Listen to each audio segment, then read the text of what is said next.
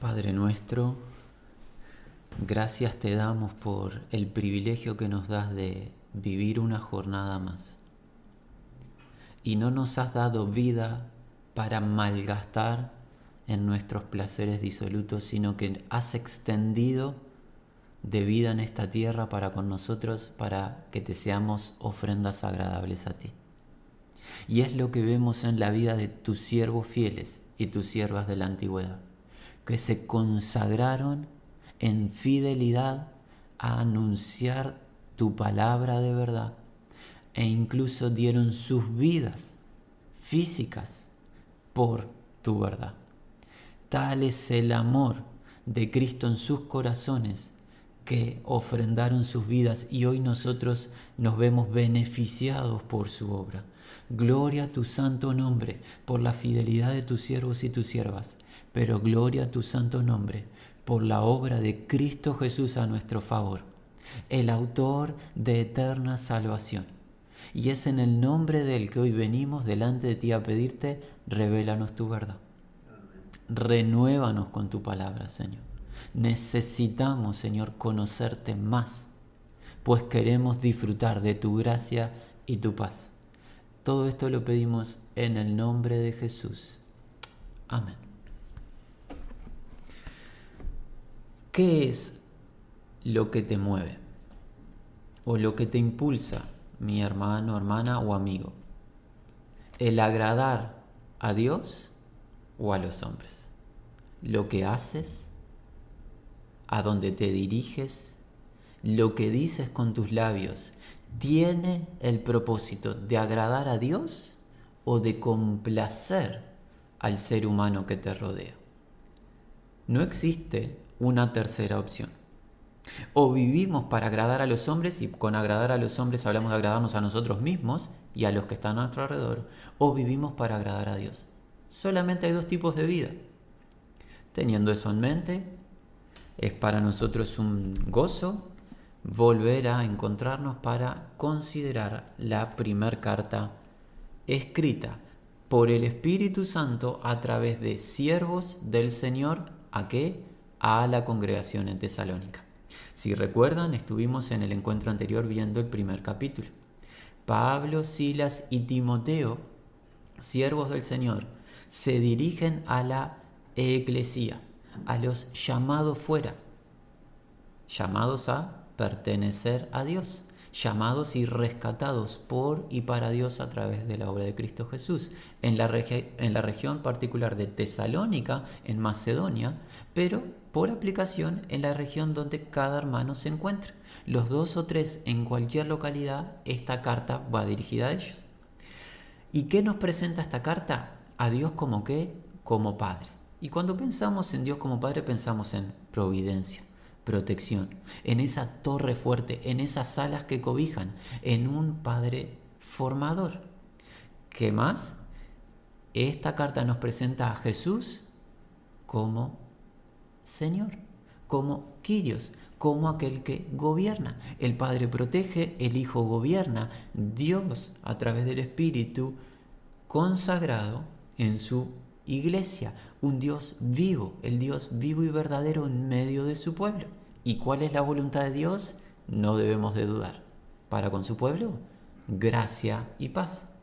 Favor celestial, salvación gratuita. Y cuando se recibe dicha salvación, ¿cuál es el resultado? Paz interna, reconciliación con Dios. Ya no hay más nada para hacer en lo que a eternidad concierne. Está saldada la deuda. Por ende, paz disfruta aquel y aquella que se nutre de la gracia divina. ¿Qué hemos visto en los primeros versículos del capítulo 1? Que los hermanos Pablo, Silas y Timoteo oraban continuamente y que hacían en dichas oraciones, agradecían a Dios por la iglesia en Tesalónica. ¿Por qué? Porque era una iglesia que manifestaba vida, con una fe que obraba, con un amor que trabajaba y con una expectativa ferviente del retorno del Señor. Por ende, manifestaban vida en el Señor. En 3 semanas, eso es lo que nos cuenta el libro de los Hechos, en 3 semanas de permanencia de estos hermanos en la región de Tesalónica, el Espíritu obró de tal manera que la congregación fue vivificada y está dando testimonio, y un testimonio real. ¿Y qué nos cuentan las Escrituras? Que Dios amaba a Tesalónica, pero con un amor particular, un amor perfecto, pasado, presente y futuro. Y ese es el amor con que te ama a ti, hermano y hermana. El amor del Padre no cambia. No permitas, hermano y hermana en Cristo Jesús, que las mentiras del adversario te convenzan de que eres abandonado por Dios. Incluso cuando estamos en derrota, porque hemos tropezado, no deja de amarnos el Señor, sino que su voluntad es nuestra restauración. ¿No te agrada tener un Padre con esa condición? Nuestro Padre nos ha amado y ese amor se manifiesta en su elección. Eso nos dijo en el versículo número 4 en la semana anterior. El Padre nos ha elegido con un propósito: manifestar su gracia y su paz, su amor a nuestras vidas.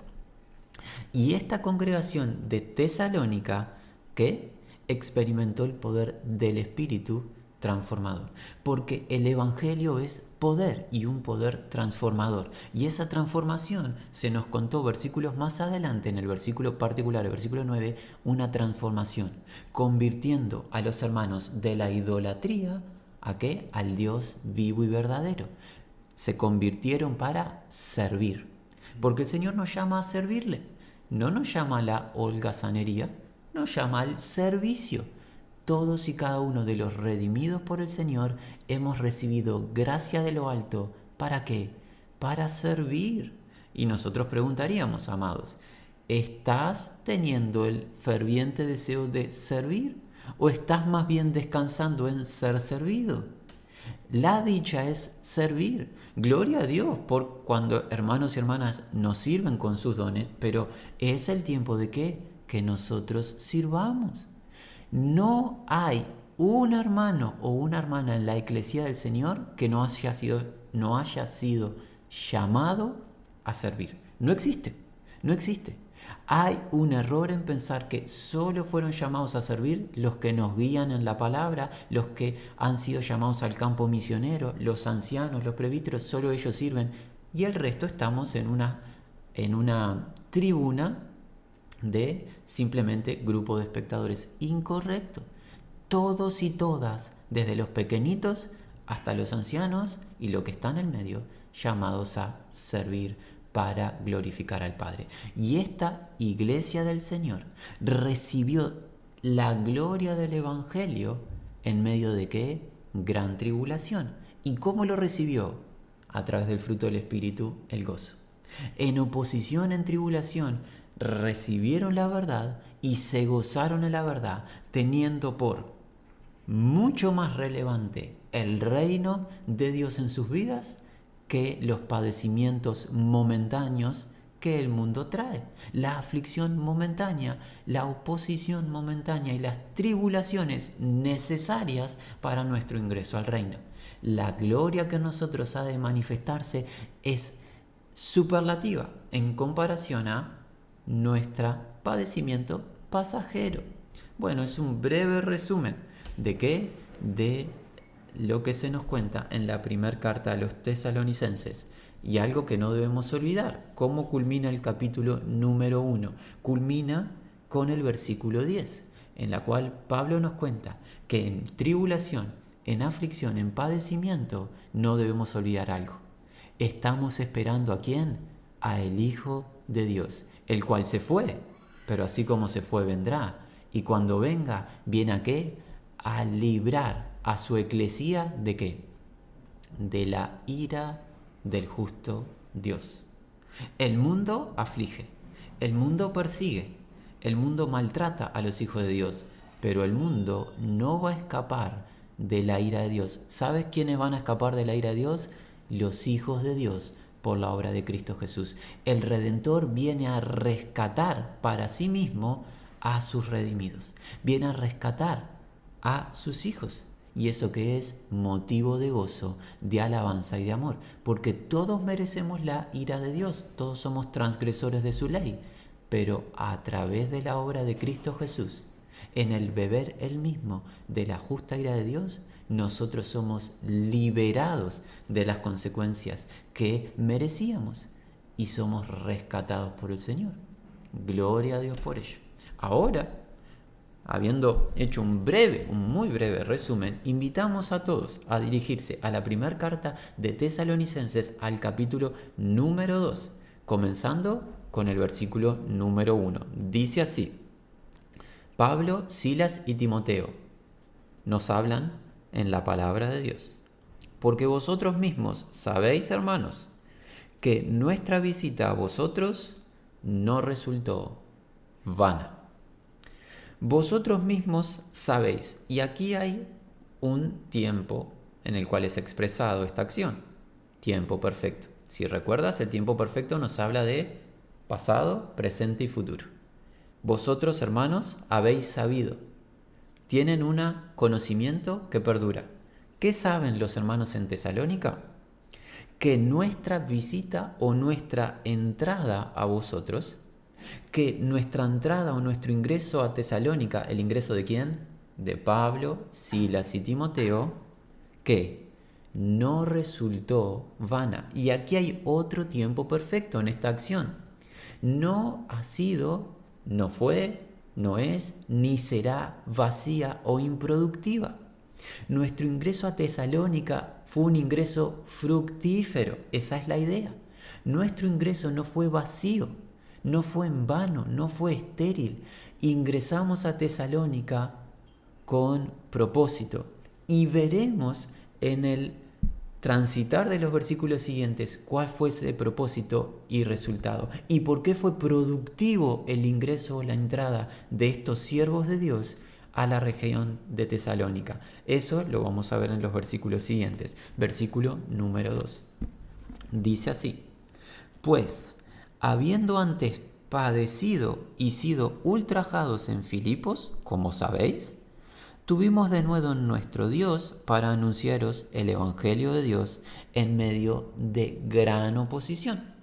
Esto contextualiza la llegada de Pablo, Silas y Timoteo a la región de Tesalónica. Permítanos hacer un breve resumen.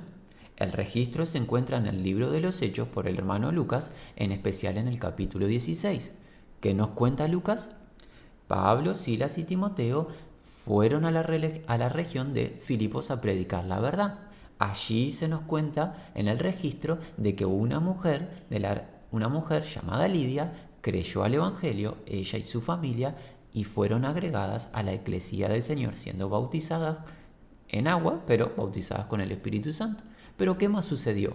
Predicando el reino de Dios, Pablo experimentó oposición ¿de qué? De un espíritu, o al menos un espíritu maléfico, a través de una joven que ejercía la adivinación. Esta joven estaba poseída por un espíritu demoníaco. Dicho sea de paso, brujería, adivinación, futurología es una acción de la cual el ser humano debe ¿a qué? Huir. Mi amigo, en especial si algún oyente nos acompaña en nuestra tierra, la República Oriental del Uruguay, permítanos advertir en el temor del Señor: si tú estás consagrado a cualquier acción de brujería, si tú inviertes tus recursos en acudir a personas para que te adivinen tu futuro, nosotros hoy te apercibimos: huye de dicha acción, pues proviene del reino de las tinieblas y lo único que va a traer a tu vida es destrucción. La adivinación, la futurología, todo es obra de las tinieblas. Y esta joven estaba poseída por un espíritu maligno. ¿Y qué hacía? Perturbaba a Pablo. Dicho sea de paso, la perturbación que nos cuenta Lucas, ¿saben qué era? Declaraba al espíritu maligno que Pablo y los colaboradores eran siervos de Dios que anunciaban el camino de salvación. ¿Saben qué? Los espíritus saben decir las palabras correctas. Ojo, ojo a quienes oímos nosotros. ¿Y qué pasó? Pablo el Espíritu Santo a través de Pablo liberó a dicha joven, quiere decir la sanó. ordenando al espíritu maléfico a que deje la vida de la joven. ¿Qué pasó? Dando ese trato de misericordia, aquellos que tenían posesión de la joven se enfurecieron porque vieron que sus ganancias serían quitadas y movieron a las autoridades de la región de Filipo para que Pablo y Silas fueran ¿qué? Apresados, azotados en gran manera y puestos en prisión por misericordia, por haber otorgado misericordia a la vida de una joven. Que hicieron Pablo y Silas? Alababan a Dios en la prisión luego de haber sido azotado mucho. El poder de Dios se manifestó en traer liberación a sus vidas y luego le pidieron las personas de dicha región de Filipos que se vayan de Filipo y así llegan a Tesalónica. Esta es la oposición que se nos cuenta. Por ende, luego de este resumen, nuevamente los que lo quieran ver, diríjanse, Libro de los Hechos, capítulo 16, el relato se encuentra allí, no lo leemos porque es imposible por un tema de tiempo, pero por favor vean el registro de Lucas en el Libro de Hechos. Este resumen nos habla el versículo 2, pues habiendo antes padecido y sido ultrajados en Filipos, que significa habiendo sido abusados, esa es la palabra literal, abusados a modo de ¿qué? Violencia e insultos. Violencia física, insultos, improperios, recibieron Pablo y Silas en particular en la región de Filipos. Y habiendo sido maltratados, Pablo y Silas, como sabía Tesalónica que les había pasado, ¿qué pasó? Tuvimos de nuevo en nuestro Dios para anunciaros el Evangelio de Dios en gran oposición. Lejos de acobardarse, lejos de bajar los brazos, lejos de decir, nos están maltratando, damos amor, transferimos gracia y misericordia, nos maltratan, terminamos con esto, nos volvemos a nuestros hogares, a nuestras vidas. No. ¿Qué hicieron los hermanos? Cobraron valor, pero no en ellos mismos. ¿En quién cobraron valor? De nuevo, en Dios. ¿Y recuerdas cómo se nos presentó a Dios en esta carta? Versículo número 1, Dios que es nuestro Padre. ¿Y qué entendemos como Dios como nuestro Padre? Nuestro Padre proveedor y ¿qué más? Protector.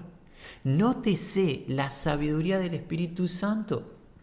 Cuando el Espíritu se mueve con poder en frágiles envases consagrados.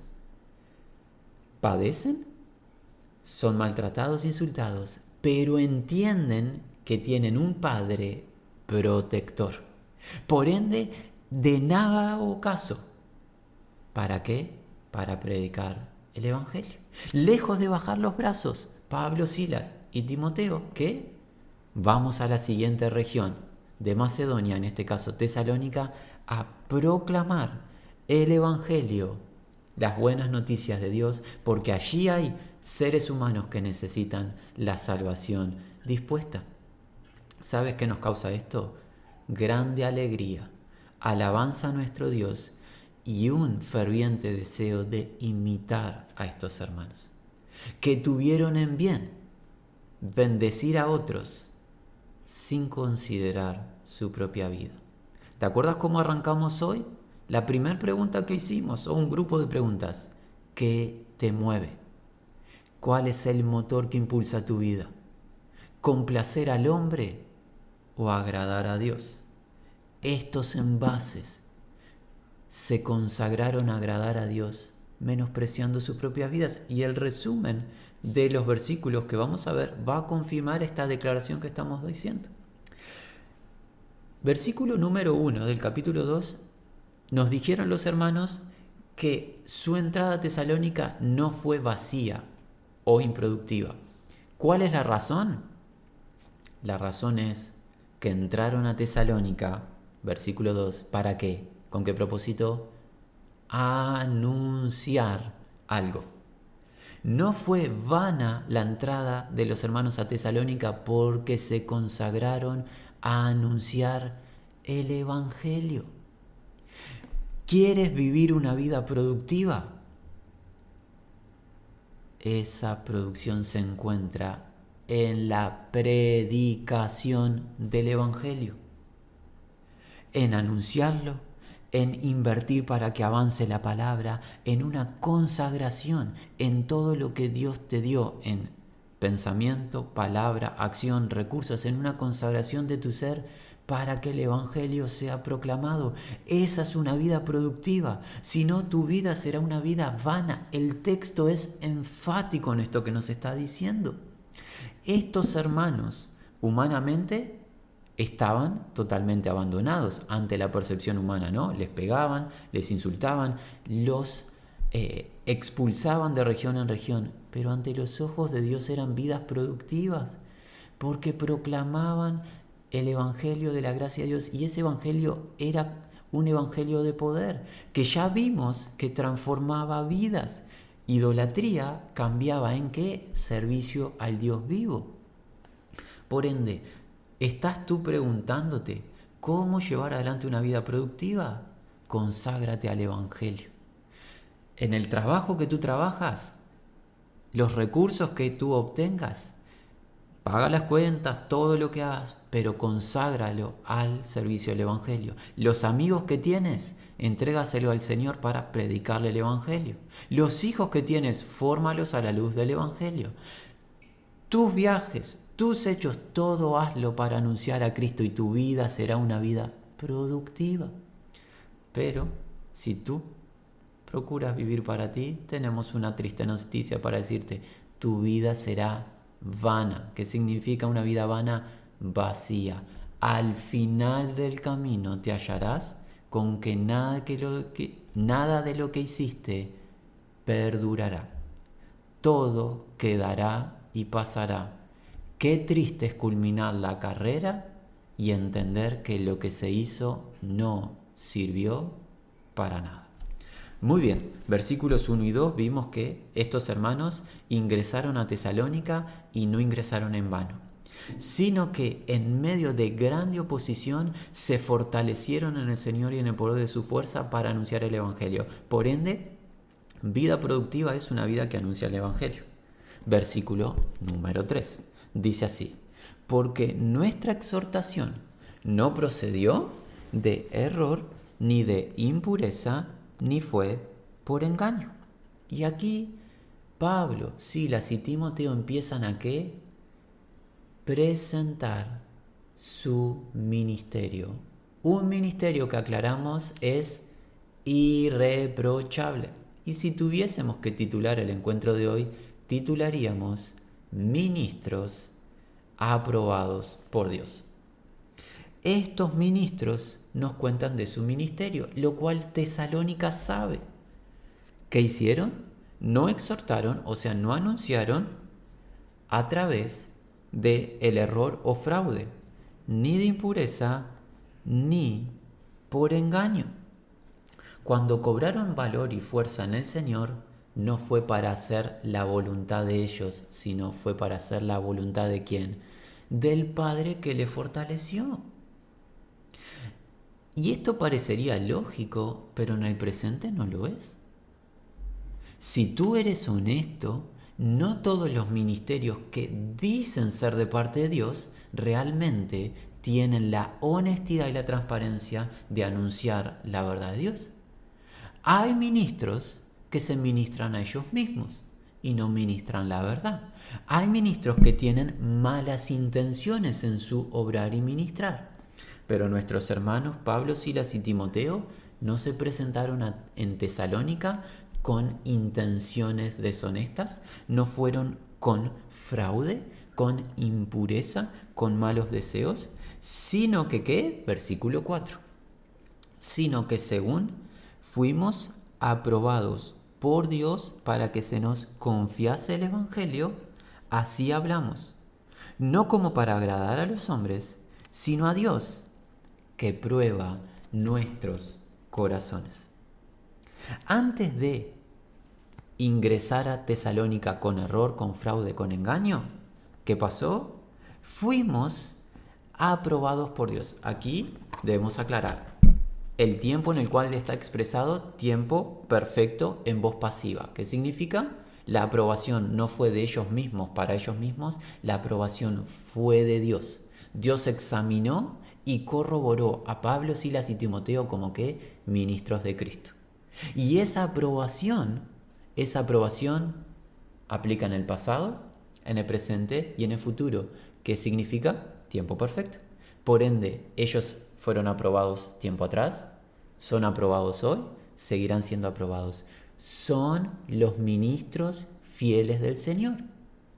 Si un individuo o una agrupación, institución, por más grande que sea, contradice el accionar y el hablar de estos varones, junto con el resto del equipo, profetas y apóstoles de Cristo, si alguien contradice, mi amigo y mi amiga, no le escuches. No le escuches, porque nosotros tenemos testimonio de a quienes Dios aprobó. Pero en el presente no tenemos garantía que Dios haya aprobado a aquel que contradice la palabra escrita. Es más, no solo no tenemos garantía, tenemos certeza que si alguien contradice lo escrito, ese no fue aprobado por Dios. Ese está hablando en su propio nombre. Estos hermanos fueron aprobados. Examen y el resultado fue un resultado garantizado. Un resultado de que estos individuos fueron dispuestos para proclamar la verdad. Según fuimos aprobados por Dios para que se nos confiase, se nos otorgase, se nos diese la diestra de qué? Del Evangelio. Así hablamos. ¿Y de qué manera hablan? No como para agradar a los hombres, sino a Dios, que prueba nuestros corazones. El que nos examinó y nos halló fieles fue el Padre Dios, el cual nos fortaleció y nos protege. Él nos encomendó la tarea. ¿Saben qué? Nosotros no vinimos a anunciarles lo que ustedes quieren oír, vinimos a anunciarles lo que Él nos mandó decir. No hemos dispuesto a agradar o complacer a los hombres, sino a Dios. Y esta fue la pregunta con la que comenzamos y es la que reiteramos. Cuando hablas, mi hermano, mi hermana, cuando haces, a dónde te diriges, ¿estás procurando agradar a los hombres o a Dios? ¿Dejas de decir cosas que Dios dice para que los hombres estén en su estado natural carnal agradándose a ellos mismos? ¿Retienes la palabra de Dios con tal de agradar a los hombres? ¿O dices la palabra que los hombres quieren oír? Ahí tienes una luz roja en tu vida. Estás hablando, estás viviendo para complacer al hombre. Pero ojo, complacer a los hombres es desagradar a Dios. Hermanos, no existe la posibilidad de complacer al hombre en su estado natural y de complacer a Dios en paralelo. No existe. ¿Por qué? Porque el hombre en su estado natural no percibe las cosas de Dios. Para él son una locura. Y la cruz de Cristo, que es para el ser humano, es una locura, es un estupor. Pablo lo dejó muy claro en la carta a los hermanos en Galacia, en el capítulo número 1, en el versículo 10. ¿Se acuerdan qué dice Pablo? Si aún procurara agradar a los hombres, complacer a los hombres, no sería siervo de Cristo. No puedo ser siervo de Cristo agradando a los hombres. Es imposible, o una o la otra. ¿Pablo qué? Dejó de complacer a los hombres, que era su vida pasada, para agradar y servir a Cristo. No se puede anunciar el estupor, la locura de la cruz en el mundo pretendiendo agradar a los hombres. No puedo anunciar un evangelio que no confronta el pecado del hombre y exhiba su estado natural. Las personas nos siguen reiterando, pero eres muy estricto, eres muy dañino con la persona. No se trata de lo que seamos nosotros, se trata de lo que Dios dice. Él es el que examina nuestros corazones y Él un día nos va a tomar rendición de cuenta. No podemos procurar decir lo que la gente quiera oír. Lo único que tenemos permiso es decir lo que Dios dice. Y su mensaje es que toda carne está enferma, todo ser humano está en un estado natural de pecado y se va a perder todo ser humano si no confía en el único medio de salvación para su alma, Cristo Jesús. No hay otro mensaje para anunciar, que el alma del ser humano se va a perder padeciendo para siempre si no se arrepiente y confía en Cristo Jesús. A nosotros Y llegamos a este punto luego de muchos dolores, hermanos, se los confesamos. A nosotros nos importa nada lo que las personas digan de nosotros mismos. Lo único que nos importa es ser fieles y anunciar la cruz de Cristo. Así hemos aprendido de quiénes: Pablo, Silas y Timoteo y el resto del rebaño del Señor. ¿Qué hicieron? No vivieron como para agradar a los hombres, sino a Dios, porque ese Dios es quien prueba nuestros corazones. Versículo número 5. Miren, porque nunca usamos de palabras lisonjeras, como sabéis, ni encubrimos avaricia. Dios es testigo. Si nos permiten, hoy vamos en este versículo 5, a leer el mismo versículo, pero en una expresión literal, un poquito más literal al original, en el texto griego. Dice así el Espíritu Santo a través de Pablo, Silas y Timoteo: nunca, porque en ningún momento, con palabra de adulación, fuimos, como ustedes han sabido, ni con pretexto de avaricia. Dios es testigo. ¿Por qué hemos querido leer el versículo 5 de manera casi que literal? Porque hay un énfasis. Nótese la redundancia. Nunca, porque en ningún momento. Y pareciera que los hermanos están reiterando porque quieren aumentar la carta en su extensión. No. ¿Cuál es la razón de que digan nunca, porque en ningún momento? Es enfatizar que jamás en su ministerio, jamás, y es irrefutable, está 2 veces afirmado, que hicieron en su ministerio, jamás proclamaron, declararon palabras de adulación a los hombres. Como sabéis o como habéis sabido, lo supieron en el pasado, lo saben, lo sabrán, perfecto. ¿Sabes qué? Es fácil escuchar mensajes que adulan a los hombres y dicen lo que el hombre quiere oír. Pablo, Silas y Timoteo no hicieron eso. Por ende, mi hermano, mi hermana, amado en el Señor, si tú hoy estás con nosotros congregado, aunque de manera virtual a través de este audio, y esperas que nosotros te digamos algo que engrandezca tu carne o que acaricie tu carne, sabe algo, cambia de sintonía.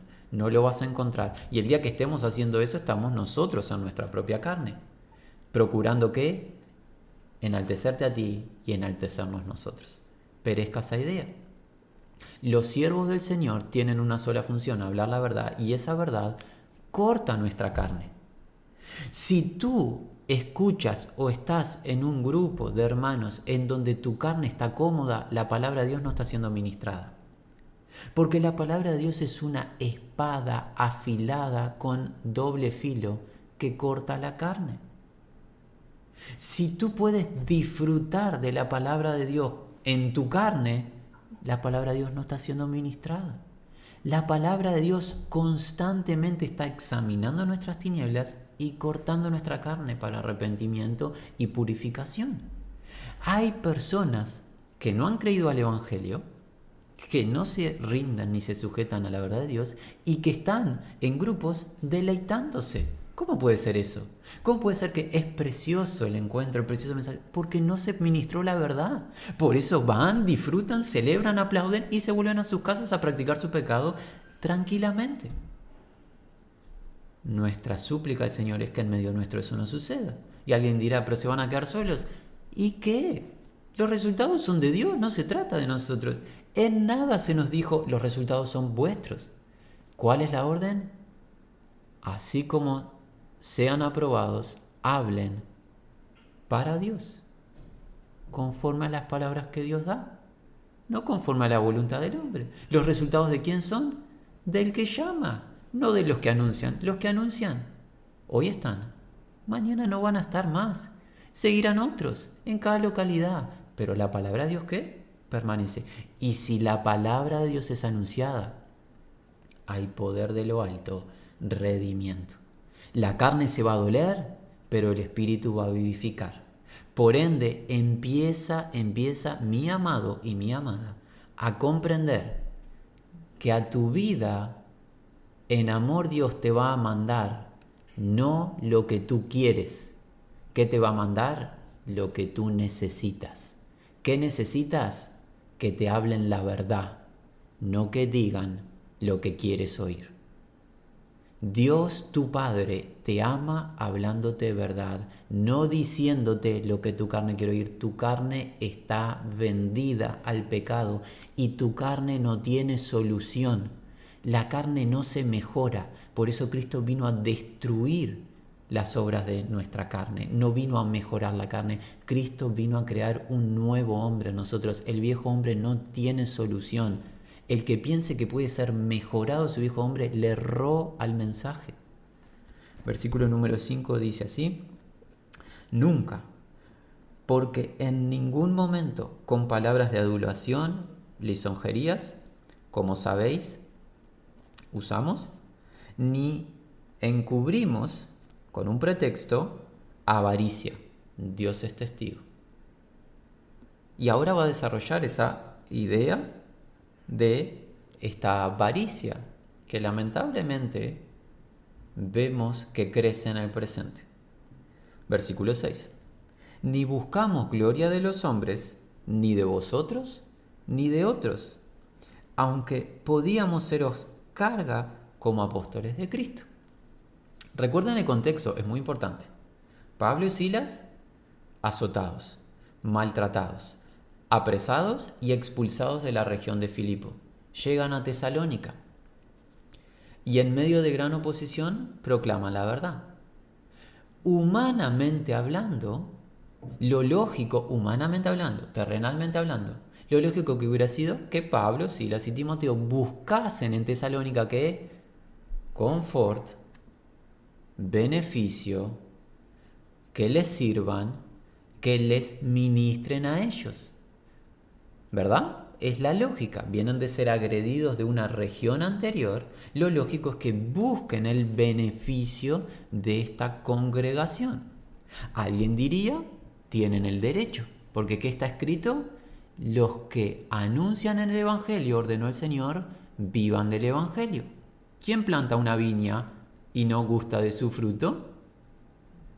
¿Quién pastorea y no bebe de la leche del rebaño? Como está escrito, no pondrás bozal al buey que trilla. Y Dios no lo escribió eso pensando específicamente en los bueyes, lo escribió pensando en ¿quiénes? En los que ministran.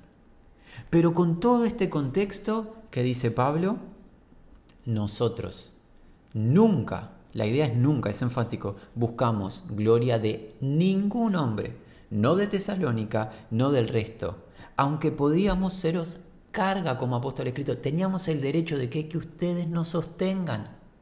Ustedes son deudores nuestros, es la idea, porque el que ministra lo espiritual debe de recibir lo material del ministrado. Que dijeron los amados en el Señor, no vivimos para eso. ¿Por qué? Porque nosotros vivimos para Dios. Y todo lo soporto por amor de los escogidos, dijo Pablo en las Escrituras. Estos hermanos, aprobados por Dios, que demuestran ser siervos genuinos de Dios, no tomaron el Evangelio como una fuente de ganancia. Más bien lo contrario, el Evangelio a ellos les costó vida física, recursos. ¿Para qué? Para bendecir a Tesalónica, a todas las iglesias del mundo antiguo, pero ¿sabes a quién? Bendecirte a ti que estás hoy escuchando y a nosotros. Pasaron 2 milenios y estos varones nos siguen ministrando. Hoy estamos siendo bendecidos por su ministerio leyendo esta carta. Nuestro espíritu está siendo edificado al leer lo que ellos escribieron, y para ellos escribir esta carta tuvieron que invertir sus vidas. Por ende, hermano y hermana, no menospreciemos a los siervos del Señor. Hoy en el presente muchos se levantan como supuestos ministros. ¿Pero a quiénes se están ministrando? ¿A Cristo en verdad? ¿O se están ministrando a ellos intentando obtener del rebaño cosas? Pablo, Silas y Timoteo tienen derecho ¿de qué? De ser sostenidos, de ser mantenidos y tratados por Tesalónica. ¿Qué hicieron? No usaron de ese derecho. ¿Cómo lo sabemos? Continúa los versículos a partir del 7. Antes fuimos tiernos entre vosotros como la nodriza que cuida con ternura a sus propios hijos.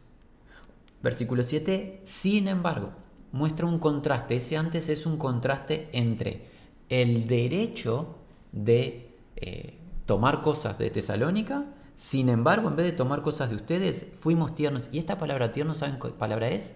Sencillos. La idea es de infantes. ¿Qué es un infante? Y en especial en el mundo antiguo, lo más sencillito de la sociedad. Entre ustedes, lejos de ser eminencias, nos desborda la mente. Lejos de ser las eminencias entre ustedes, fuimos tan sencillitos como niños. Gloria a Dios por los siervos del Señor. No de renombre, no de excelencia estética, no de una presencia maravillosa. Maltratados, agredidos, fatigados, que trabajaban con sus manos día y noche para servirnos a nosotros. Yo alabo a mi Dios por haber tenido hermanos que nos han amado de tal manera que pasaron a ser la escoria del mundo para que nosotros conozcamos a Cristo. Examina, ¿es esa la característica del ministro que te esté ministrando en el presente? Lo que estamos viendo en algunos casos son personas que tienen intereses propios personales y eso no coincide con estos hermanos. Antes, sin embargo, fuimos tiernos, y la palabra es sencillos, infantes entre vosotros. ¿Con qué característica? Como la de la nodriza, como una madre nodriza que ¿qué hace? Conforta o calienta con ternura a sus propios hijos. Nótese, hermanos, estamos afirmando. Vienen de ser agredidos, azotados mucho. El texto de Lucas dice en Hechos 16, azotado mucho. Vienen de ser apresados, los expulsaron de la región anterior y lejos de ir a ser cuidados, ¿qué hacen? Ellos se ponen a cuidar a Tesalónica.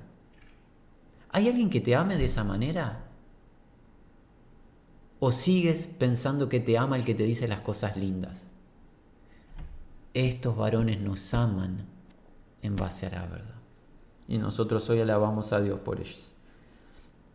Versículo 8. Tan grande es nuestro afecto por vosotros que hubiéramos querido entregaros no solo el Evangelio de Dios, sino también nuestras propias vidas, porque habéis llegado a sernos muy queridos. De tal manera es el deseo, esa es la idea que tenemos por ustedes, que nos complació, es la idea literal, compartirles no solo el Evangelio de Dios, sino también, ¿qué más? Nuestras propias vidas, porque amados nuestros han llegado a ser. El amor sacrificial, no un amor de palabras, sino un amor de hechos. Les amamos tanto, Tesalónica, que no hemos considerado nuestra propia vida, nuestros recursos, nuestro confort, nuestro pasar, sino que les hemos anunciado la verdad que les salvó para siempre a ustedes, y no solo ese anuncio, sino que anhelamos darle nuestras propias vidas. ¿Y saben que esas vidas cómo se entregan? En el siguiente versículo. ¿Cómo se manifiesta ese amor de entregar la vida por el hermano? 9. Porque os acordáis, hermanos, de nuestro trabajo y fatiga, cómo trabajando de noche y de día para no seros gravosos a ninguno de vosotros, os predicamos el Evangelio de Dios. No solo te digo que te amo, Tesalónica, dice Pablo, Silas y Timoteo, te demuestro que te amo. ¿Cómo? Trabajando con fatiga. Esto significa un trabajo exhaustivo que deja sin energías al que trabaja. Trabajando al máximo de mis posibilidades, Pablo, Silas y Timoteo dicen, noche y de día, para no seros gravosos o carga a ninguno de vosotros os predicamos el Evangelio. ¿Cómo te ama un ministro de Cristo? No diciéndote lo que querés oír, no sacándose fotos simpáticas contigo y estando en videos y distinto tipo de acciones carnales. Un ministro de Cristo te ama sacrificándose él, su tiempo, sus derechos, su propia vida, su físico, con tal de que tú recibas la verdad y no tengas que pagar por ella. No porque no tengan el derecho los ministros, sino porque te ama. A nosotros nos han amado Pablo, Silas y Timoteo, el resto de los apóstoles, los profetas hebreos y en especial, ¿quién? El obrero máximo de Dios, Cristo Jesús. ¿Sabes cuántas monedas te cobró Cristo Jesús para que tú tengas vida eterna? No te cobró una sola moneda. Te amó con un amor en hechos. Valóralo. Vive con un entendimiento de lo que se ha entregado por tu alma. Lo que entregó Cristo, el autor de la salvación, y lo que tuvieron que entregar todos los seguidores y las seguidoras de Cristo, pequeños y grandes, para que tú y yo hoy tengamos la verdad en la Escritura y la podamos compartir libremente. Los siervos y las siervas del Señor aman al pueblo en hechos y en verdad, no en palabras. El amor del presente, lamentamos, es un amor muy liviano. Palabras dulces, palabras te amo, te amo, te amo, pero en hechos, si no obtengo algo de ti, no quiero saber nada contigo. ¿Saben cómo se manifiesta un amor real? No obtengo nada de ti, quiero bendecirte a ti. Estoy dispuesto a sacrificar mi vida y que mi vida quede anulada, quede a un costado, para que tú conozcas a Cristo y seas presentado perfecto.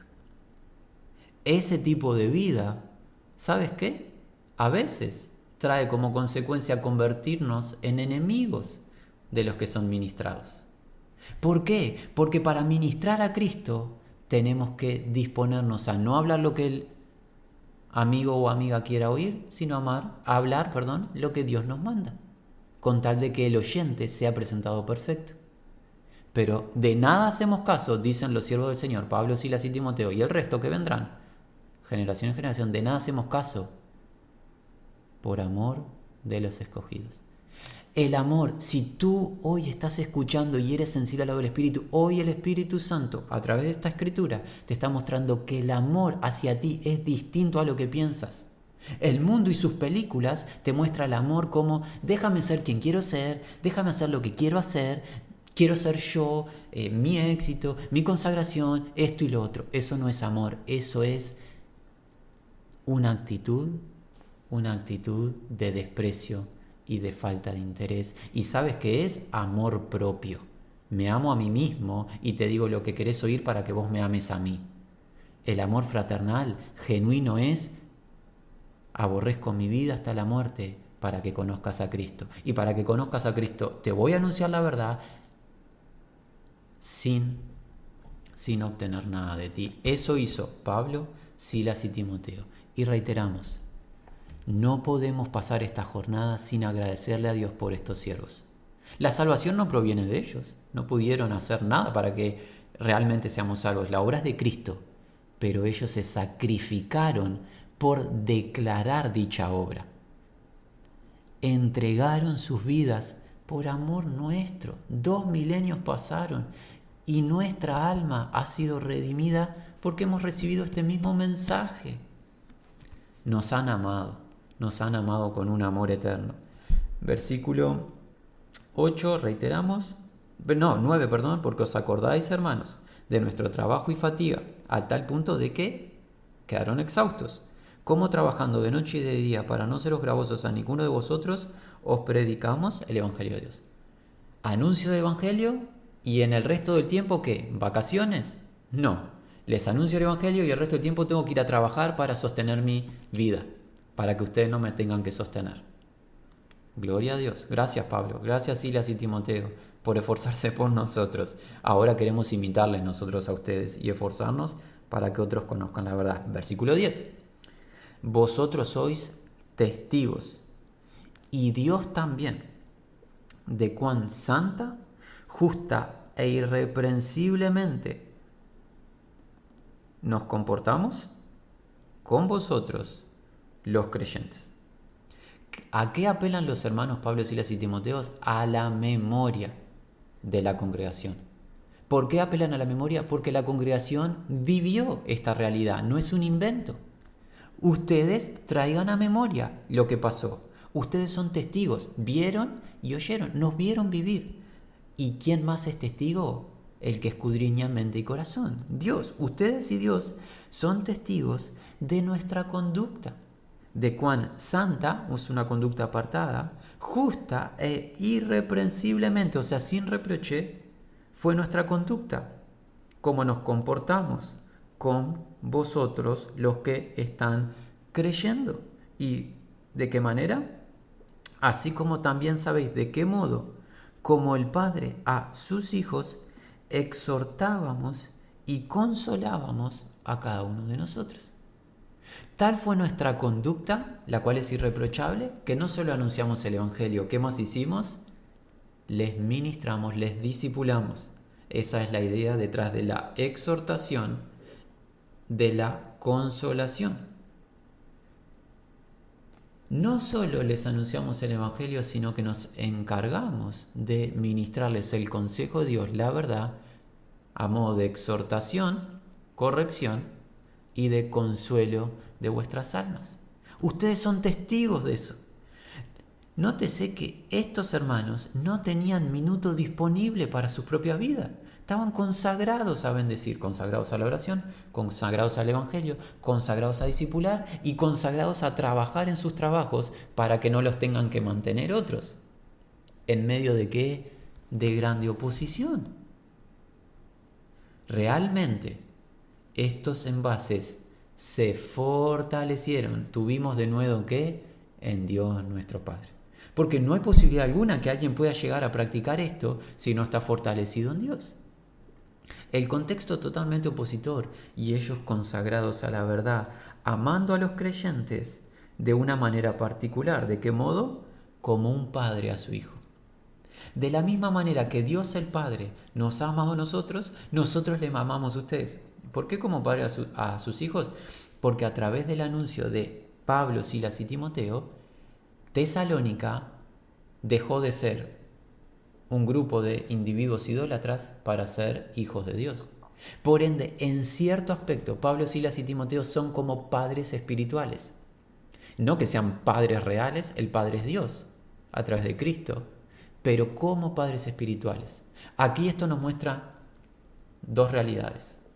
Una es la de los que ministran como siervos y en cierto aspecto como padres de los ministrados, y otra de los que reciben la administración.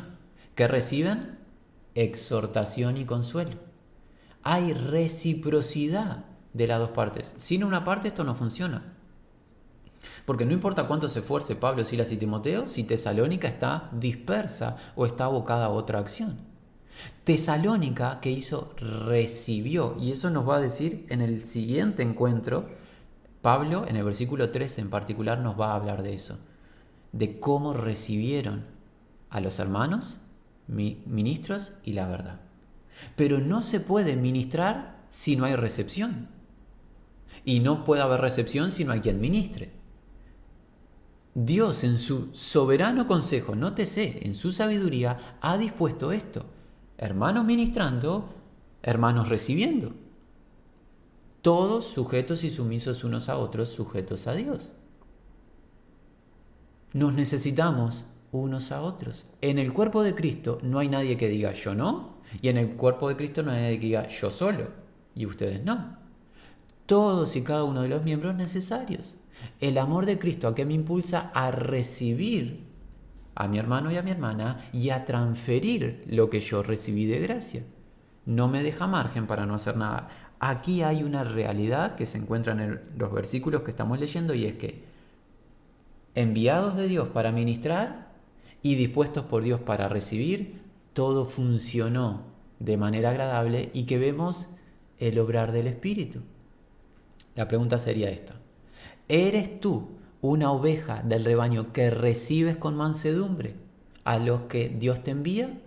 Y si te toca ser enviado por Dios, ¿estás tú dispuesto para ministrar al rebaño, sacrificando tu vida por amor del rebaño? Eso se necesita. Los que se sacrifiquen por amor del rebaño y un rebaño que reciba por amor de Cristo. Si está eso, el Espíritu va a hallar libertad y el poder de Dios se va a manifestar de una manera que ni siquiera imaginamos cómo se manifestó en Tesalónica. Llegamos al último versículo en esta oportunidad y es el versículo número 12. Los hermanos exhortaban y consolaban a cada uno de la iglesia. No dejaron a nadie fuera, desde los pequeñitos, hombres y mujeres, hasta los ancianos. A todos les exhortaron. Había recepción. Había libertad para moverse. ¿Y qué pasó? Versículo 12. Encargábamos que anduvieseis como es digno de Dios, que os llamó a su reino y gloria. Les exhortábamos, les consolábamos a cada uno de vosotros y os conjurábamos, es la idea, que caminar, vivir, conducirse dignamente de Dios, quien les llamó a su propio reino y gloria. Y aquí quisiéramos recordar algo. El reino de Dios va a manifestar ¿qué? La gloria de Dios. ¿Cómo lo sabemos? Distintos pasajes de los evangelios, en particular el evangelio de Mateo, en al menos 3 instancias. Jesús nos cuenta que cuando Él retorne, se va a sentar en el trono de su gloria. Jesús nos cuenta que cuando Él retorne a establecer su reino, va a venir ¿en qué? En la gloria del Padre, con sus ángeles. ¿Qué vemos? Que cuando el Señor Jesús establezca su reino en esta tierra, la gloria de Dios se va a manifestar en plenitud. Alguien dirá, ¿acaso no está la gloria de Dios en el presente? Ciertamente, la creación misma nos cuenta de la gloria de Dios. Nuestra redención, nuestra salvación nos cuenta de la gloria de Dios, no hay duda. Pero habrá una manifestación de la gloria de Dios en esta tierra, en un reino de paz, seguridad y justicia sin límite. Ese reino de gloria que el Señor va a establecer en esta tierra es el reino que aguardamos los hijos de Dios, es nuestra esperanza. Pero si es nuestra esperanza, ¿cuál es la exhortación de los siervos? La primera mitad del versículo 12. Hay que conducirse, hay que vivir acorde a dicho reino. Porque el reino de Dios en su gloria en el presente, ¿dónde está? En los corazones de los que han creído la verdad. Y si he creído, creí por lo tanto, hablé y obré. Debo de vivir consecuentemente a dicho reino, con una fe que obra, con un amor que trabaja, con una expectativa, una esperanza ferviente. Hay una manera de conducirse acorde a la gloria del reino de Dios, y esa manera es la vida de Cristo. Una vida en nosotros que cada día se parece más a la de Cristo, obra del Espíritu Santo a través de la verdad, con los pensamientos de Cristo, porque tenemos ahora la mente ¿de quién? De Cristo. Una fe que vence al mundo. Esa es la victoria que ha vencido al mundo, dice el apóstol Juan, nuestra fe. ¿Por qué? Porque Cristo ha vencido al mundo y nuestra confianza en Él vence al mundo. El mundo y el pecado ya no nos pueden vencer, no nos pueden subyugar, sino que nosotros por la fe en Cristo debemos ir venciendo cada día el pecado, el diablo, las tentaciones, como niños sencillitos viviendo acorde a la voluntad del Padre. ¿Por qué? Porque hemos sido llamados al reino de gloria. El reino va a manifestar la gloria de Dios. Se está manifestando hoy en nosotros, pero se va a manifestar en esta tierra cuando el Señor retorne y se siente en su trono de gloria. Cuando el Señor retorne en la gloria de su Padre. Todos estos son registros del Evangelio de Mateo, capítulo 16, capítulo 19, capítulo 25. Reiteras Evangelio de Marcos, capítulo 8, y en otras instancias Jesús habló de el establecimiento de su reino y la gloria que va a traer. Hermanos, ¿qué hemos visto? Hemos visto la expresión y el testimonio de ministros genuinos aprobados por Dios. Esos ministros obraron conforme a las palabras que Dios le dio, no con intereses personales, no con deseos de agradar a los hombres y crecer en fama, riquezas, por el contrario. Se sacrificaron ellos, sacrificaron su tiempo, sus recursos, sus vidas, por amor de los escogidos. Y ese amor no fue vano, porque el Evangelio manifestó su poder en Tesalónica y en el resto de las legiones, transformando vidas. Siervos del Señor fieles que se consagraron para nuestro beneficio. Y nos da entendimiento, hermanos, que tenemos un Dios y Padre grande, que tenemos un Señor Jesucristo grande y glorioso, que tenemos un glorioso Espíritu morando por la fe en nosotros, que tenemos verdad gloriosa, que tenemos siervos y siervas del Señor de antaño que en amor se sacrificaron por nosotros, y que tenemos un reino de gloria aguardando y esperando cuando el Señor retorne, su manifestación sublime y brillante en esta tierra. ¿Qué resta? Que cada uno de nosotros cobremos denuedo en el Señor para hoy llevar adelante nuestra parte. ¿Cómo? Sí, hoy te toca a ti, hermana y hermano en el Señor, continuar la comisión que se otorgó a estos hermanos y hermanas. Nosotros no somos una generación más que simplemente pasamos sin sentido alguno. Somos generación dispuesta por el Señor para continuar la misma tarea, proclamando la misma verdad de la misma manera. Sacrificarnos nosotros para beneficio de otros. Sacrificar tiempo, vida, recursos. Dejar a un lado nuestra vida natural terrenal para que la vida de Cristo se manifieste y la gloria de Dios sea una realidad en donde hoy hay tinieblas, pecado y perdición. Que el poder del Evangelio se manifieste redimiendo vidas que hoy se encuentran cautivas a merced del adversario, vidas que se encuentran subyugadas por el pecado. Mi hermano y mi hermana, sea hoy el día de compromiso, de una fidelidad mayor al Señor para continuar la tarea que se comenzó, tarea que va a culminar en gloria, porque la voluntad de Dios así es, y es ese nuestro anhelo, Padre. Que podamos ser hallados fieles, imitadores de Pablo, Silas y Timoteo, imitadores de Tesalónica, imitadores de todo este cuadro de siervos y siervas fieles que hay en las Escrituras, que por amor de ti y amor de tu pueblo rindieron sus vidas en sacrificio vivo, santo, agradable a ti. Señor, líbranos de vivir vidas estériles y vanas e improductivas. Podamos vivir produciendo fruto que permanece en la eternidad. Ayúdanos a consagrarnos y a no contemplar los padecimientos pasajeros terrenales, y sí considerar la gloria eterna que en nosotros ha de manifestarse. Señor, un deseo tenemos: ministrar a Cristo a toda criatura. Concédenos esta petición. Lo pedimos en el nombre de tu unigénito Hijo amado, en el nombre de Jesús. Amén.